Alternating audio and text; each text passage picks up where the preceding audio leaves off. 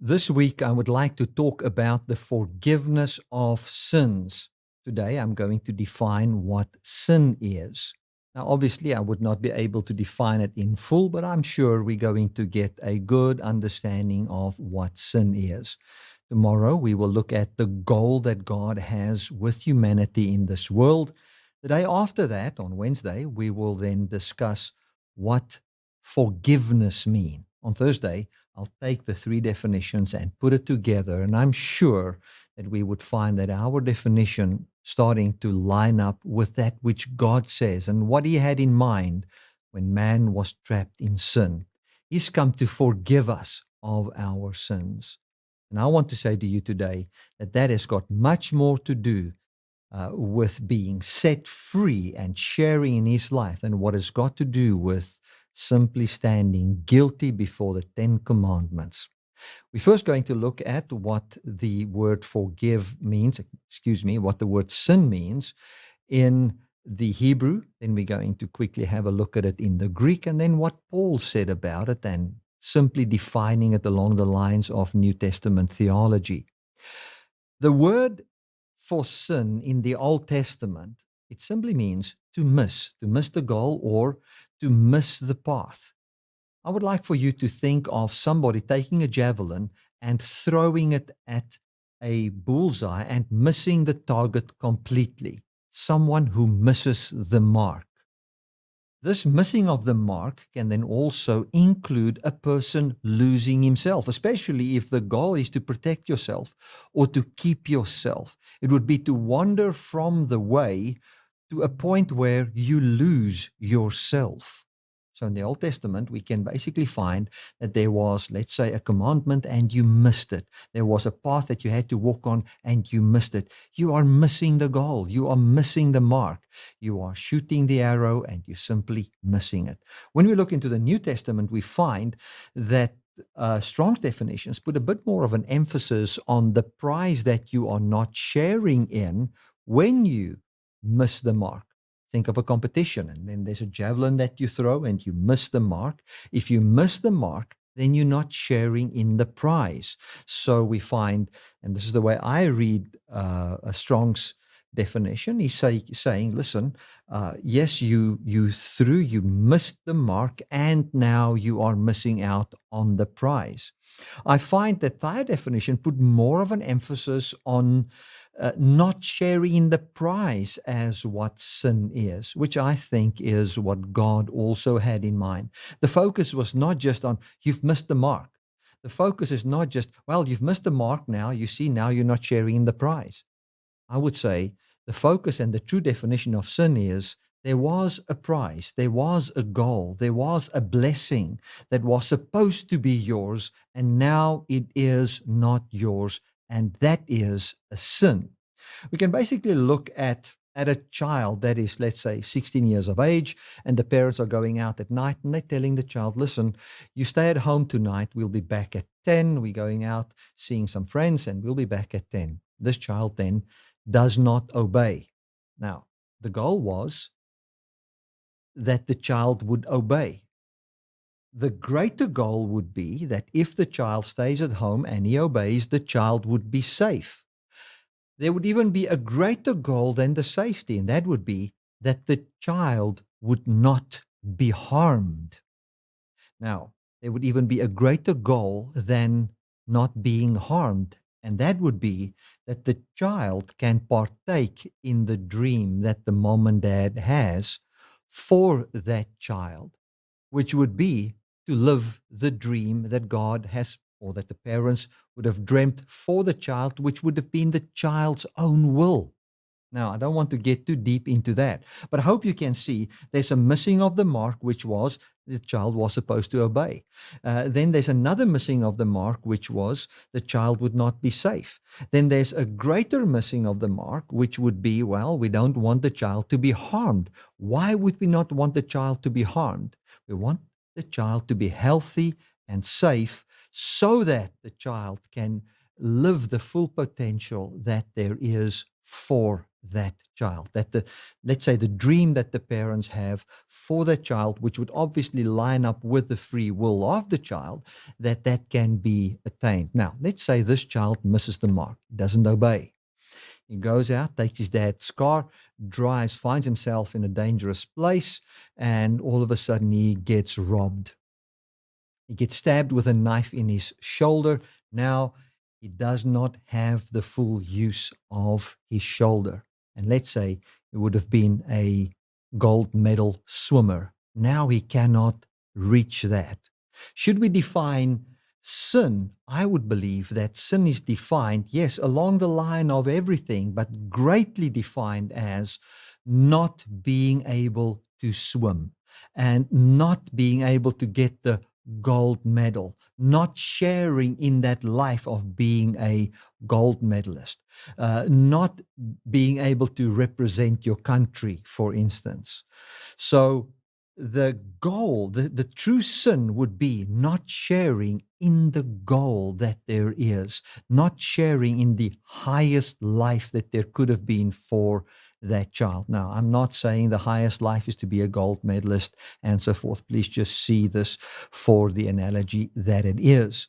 Now, Paul also defines sin not just as not sharing in or not partaking in, as Thayer does, but he says, and he further defines it as that we are not sharing in a life where God rules our lives, or where the life of God is that which governs our lives. It's where we are under the power of something that destroys us.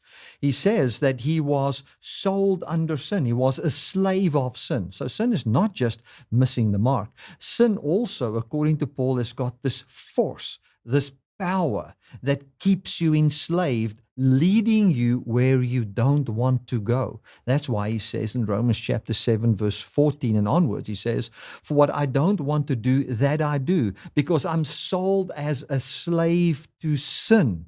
Says, as I walk in the flesh, I find that I'm sold to as a slave to sin. Now, if you were sold as a slave, well, you had a master and you had to obey.